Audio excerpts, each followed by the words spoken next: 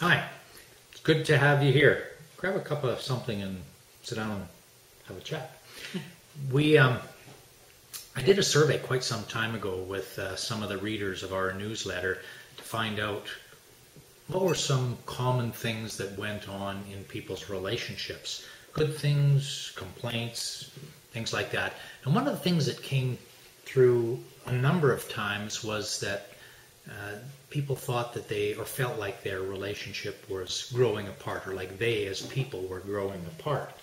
And I think that it's a very, very common thing today in our world where people tend to be overworked or working longer hours now than they have in the past per week.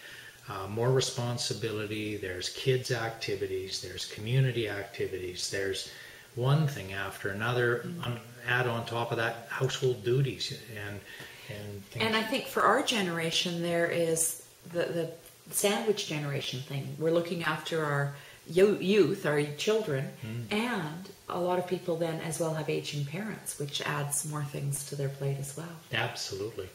And so what oftentimes happens is both partners are going their separate ways early in the morning and not back home again until supper time or late at night even. Briefcases, laptops, cell phones in hand everywhere they go, and they just don't have the time to really connect. And so it makes sense that people would start to grow apart in the relationship. Absolutely. And you know, really it's about the environment. It's not that either person is to blame or that, you know, they don't necessarily love the other person. It's that life has gotten in the way.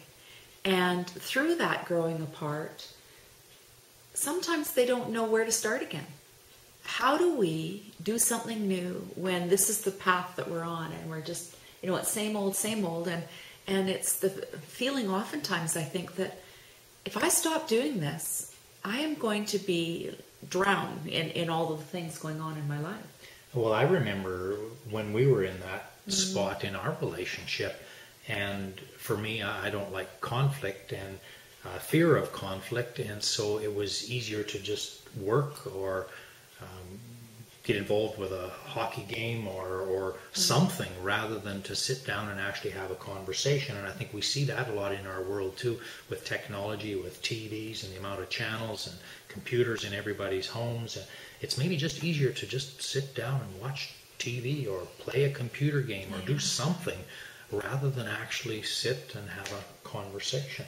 And then as a result, one of the things we also see is that later in relationships, couples then have a tendency to go their separate ways. And there are more divorces that take place after, I think it's 20 or 25 years of marriage than in any other time in relationship. And so in order to stop that, in order to make a new choice, we invite you to sit down.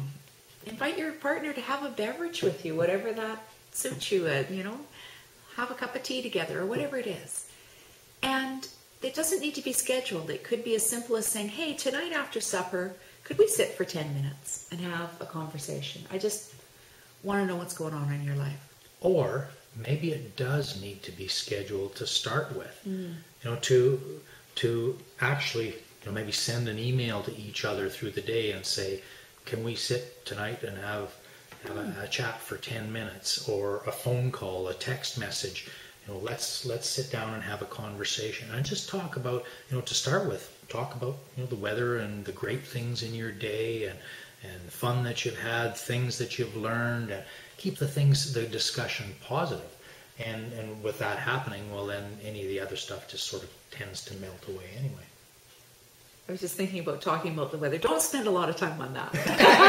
We talk about the weather way too much. However, the other points, you know, certainly understand what's going on in your partner's life. Be there to listen to him or her. And just notice what it feels like for you, because it may feel uncomfortable. And if it is, that's okay. We acknowledge you for your willingness to even give this a try. And, you know, I really liked your idea about sending a note and getting it started so at least your partner is thinking about it as the day progresses. So I hear my phone ringing. Is that you with a text message saying we can have a little discussion Maybe. tonight? So give it a whirl today. Start today. I mean, it doesn't do much good to look way out into the future with it, but just start today.